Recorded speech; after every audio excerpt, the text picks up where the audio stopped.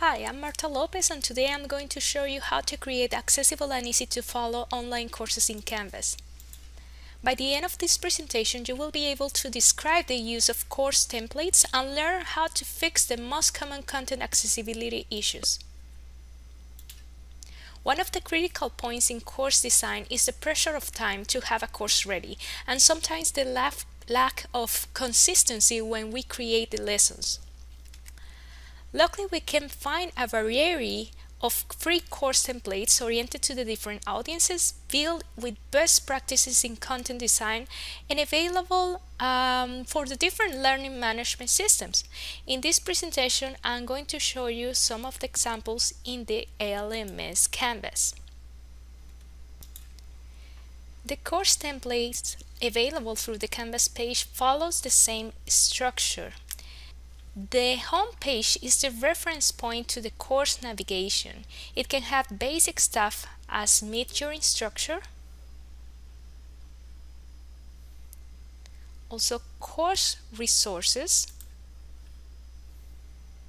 to learn how to use the platform among other services, and the link to the learning modules or course content.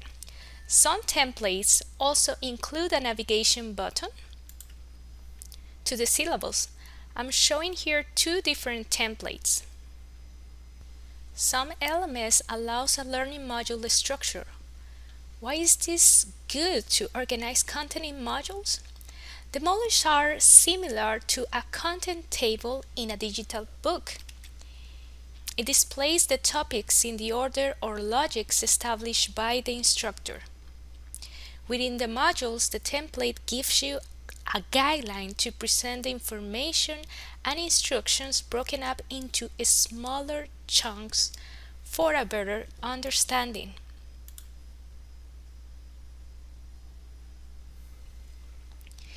Here, I'm jumping between the template and a course created using a similar template.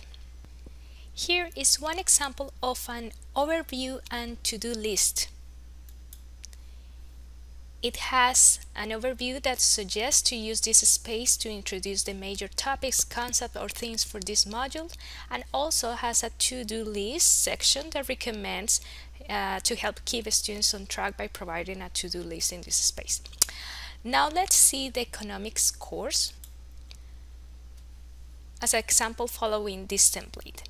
It follows the same logics as the template, but we also included an explanation about the grading.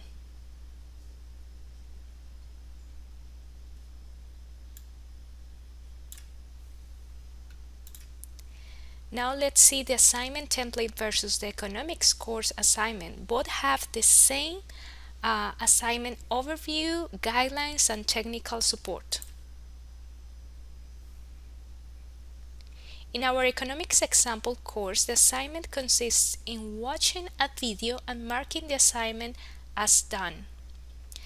The video is from a free third-party tool called Khan Academy, which is a non-profit that provides ready-to-use and good quality lessons organized by topics and levels.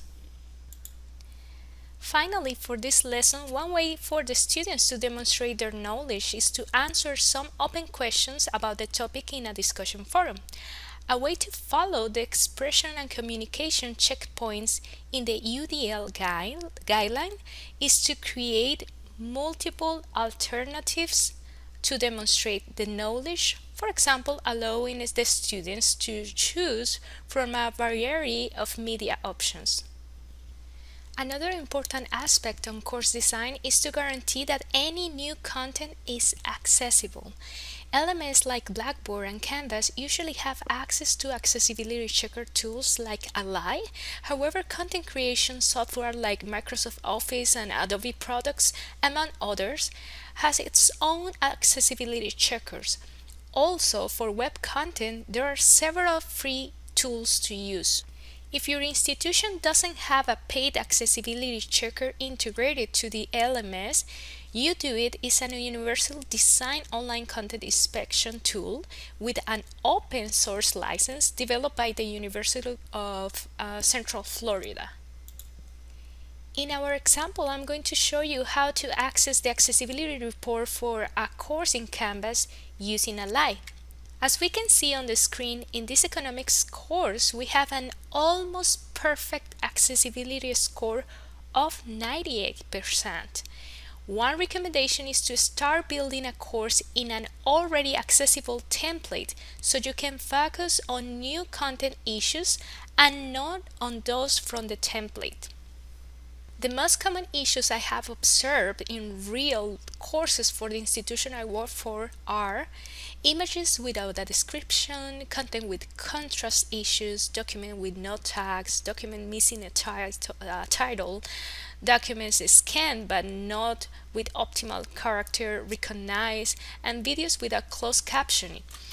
This issue is every time less frequent in accessibility reports due to automatic closed captioning. However, automatic closed captioning is not 100% accurate, so our second recommendation is to manually verify video accessibility because the current accessibility checkers do not recognize important accessibility issues in videos. Let's start with the first issue about images without a description. If we want to describe this image, we can say this is a line graph comparing minimum wage in the US from 1938 to 2012 to what is worth in 2012. However, when we have multiple value data, it is important to repeat this information in a table so that people using screen readers can get all the information they need to understand the image. In this example, that we observe a line that increases sharply between time, the instructor can give a more descriptive alt test to the image. Let's see how to find and fix this issue using Ally. Our report shows two issues with very low score, and one of those is an image. The image has two issues: a missing description, which affects a great part of the total score, and contrast issues, which affect 25% of the total score. If we click in the first issue, we can just add the description that we mentioned before, and it will raise the accessibility score of this image to a 94%.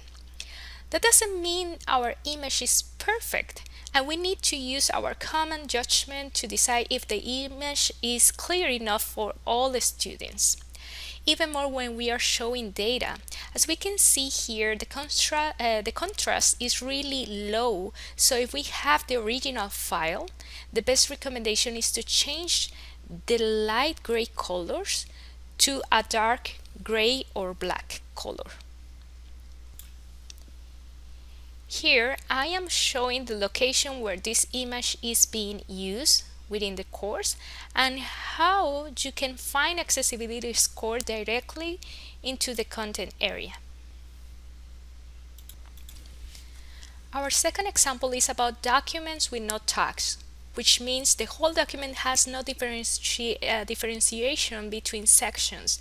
A screen reader will not differentiate between titles, headings, and paragraphs. A heading isn't always a heading for everyone.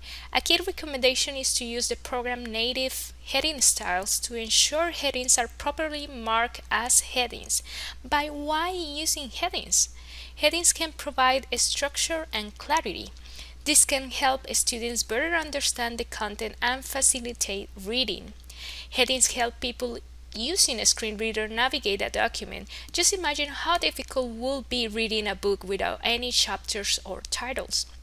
Another feature is that headings allow for a table of content to be generated automatically. This can help students understand the content of a document and makes it easier to find a specific section.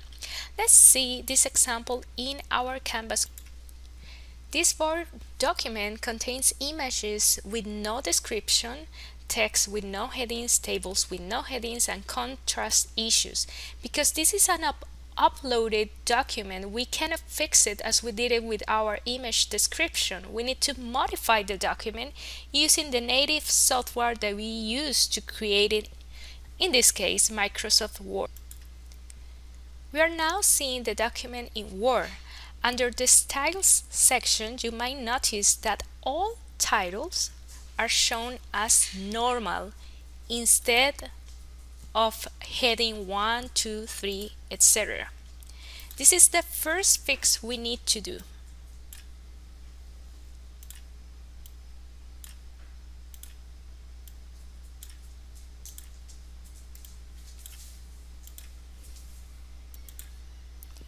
There is a table with no headings, but in this example, this table is not necessary because it is not classifying any of the information, just listing it. The recommendation for this case is to take the information out from the table to make it clearer. Here I'm showing the accessible version of the said document where I'm not using the table. After fixing all the issues, we need to upload the document to the course to replace the older version. Our examples shows that this new version has a 100% score compared to the 27% we had before. However, that does not mean that this document is perfectly accessible because probably the image, even with a description, does not have a good image resolution, or it is not described correctly, or it does not have a table with values. So always manually verify that your content will be accessible for all audiences and try to do your best to create accessible content while you are creating it. Thank you for watching.